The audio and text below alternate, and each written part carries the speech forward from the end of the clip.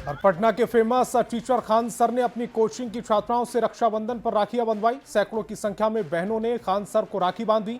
राखी बांधने के बाद खान सर ने अपनी बहनों के लिए 151 प्रकार के व्यंजनों की व्यवस्था की। खान सर की राखी उत्सव काफी चर्चाओं में रहा है। खान सर ने बताया कि हमारे देश का गौरव रक्षाबंधन है, संस्कृति बचाकर रखने की नैतिक जिम्मेदारी है। हम भाग्यशाली आदमी हैं कि कलयुग में लाखों बहनों का प्रेम मिला। हर स्टेट से लड़कियां आई हैं और इन सबको यही कहेंगे कि भारत का गौरव है हमारा रक्षाबंधन। हम सबको अपनी संस्कृति को बचा के रखने की नैतिक जिम्मेदारियां हैं और हम उस सौभाग्यशाली हैं जिनको इस कलयुग में भी लाखों लड़कियों का प्रेम मिला है और इतना राखी बांधा गया है। हमको लगता है यह सौभाग्य इस पृथ्वी पर शायद हम ही को मिला है जो इतनी बहनों का प्रेम है। आज इन लोग के लिए खाने पीने की भी 156 प्रकार की व्यवस्था रखे हैं खाने पीने के लिए। और रक्षाबंधन के मौके पर बिहार की पूर्व मुख्यमंत्री और आरजेडी नेता राबड़ी देवी ने आरजेडी एमएलसी सुनील कुमार सिंह को राखी बांधी। रक्षाबंधन और बिहार वृक्ष सुरक्षा दिवस के मौके पर मुख्यमंत्री नीतीश कुमार ने पटना के वाटिका इको पार्क पहुंचकर पेड़ को राखी बांधी और लोगों को वृक्षारोपण का संदेश दिया। इस दौरान डिप्टी सीएम सम्राट चौधरी ने भी राखी बांधी और पौधारोपण किया। रक्षाबंधन के मौके पर आज सीएम नीतीश कुमार ने महिलाओं को मुफ्त बस यात्रा की शानदार तोहफा दिया। आज बिहार राज्य परिवहन निगम के बस से सफर करने वाली महिलाओं को निःशुल्क यात्रा का तोहफा दिया गया। सफर करने पर कोई शुल्क नहीं लगेगा। पर चौंकाने वाली खबर यह है कि सरकार के फैसले के बाद भी महिलाओं से पैसे वसूले जा रहे हैं। ये तस्वीर कहीं ना कहीं राजधानी पटना की है। पटना के मल्टी लेवल हब से हाजीपुर के लिए जाने वाली बस में जब न्यूज 18 संवाददाता ने जायजा लिया तो चौंकाने वाली तस्वीर आई।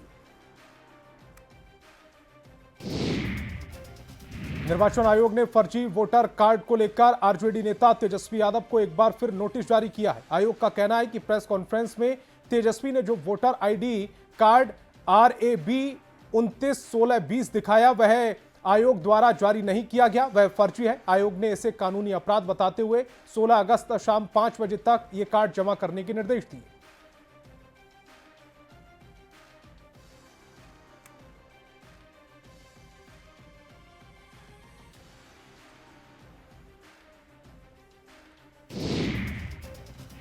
केंद्रीय मंत्री जीतन राम मांझी से मिले उप मुख्यमंत्री सम्राट चौधरी उनके आवास पहुंचे। इस दौरान पार्टी के राष्ट्रीय अध्यक्ष और बिहार सरकार के मंत्री संतोष सुमन भी मौजूद रहे।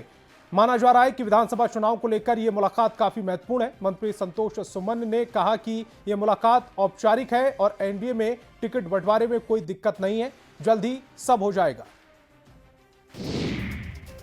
कुछ नहीं है, औपचारिक मुलाकात थी। दो गठबंधन के नेता आपस में बैठते हैं तो राजनीतिक बात होती है, लेकिन ऐसा कोई मामला नहीं है जो आप समझ रहे हैं।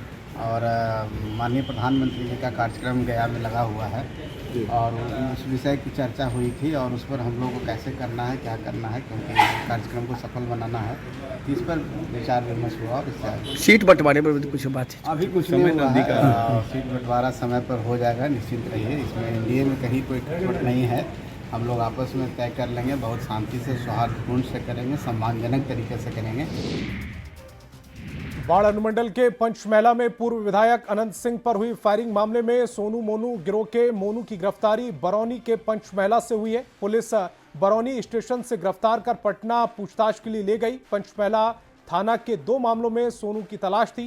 पूर्व विधायक पर फायरिंग मामले में उनके एक समर्थक गोली लगने से घायल हुए थे। सोनू कुछ दिन पहले ही इस मामले में जेल से बेल पर बाहर आया था। आज उसका भाई मोनू गिरफ्तार हुआ। ग्रामीण एसपी ने मामले की जानकारी देते हुए बताया, फायरिंग मामला समेत हत्या के प्रयास मामले में मोनू की तलाश थी। आज दिनांक 8 अगस्त 2025 को एक महत्वपूर्ण ऑपरेशन में पंचमैला थाना एवं पटना जिले के डीआईओ टीम के द्वारा महत्वपूर्ण कामयाबी हासिल करते हुए जनवरी माह के अंदर पंचमैला थाना अंतर्गत ग्राम नौरंगा जलालपुर में हुई गोलीबारी की घटना के एक मुख्य अभियुक्त मोनू कुमार उर्फ मोनू सिंह पिता प्रमोद सिंह ग्राम नौरंगा जलालपुर को जो है गिरफ्तार किया गया है। उक्त अभियुक्त की गिरफ्तारी जो है बरौनी रेलवे स्टेशन बेगूसराय जिला से जो है की गई है।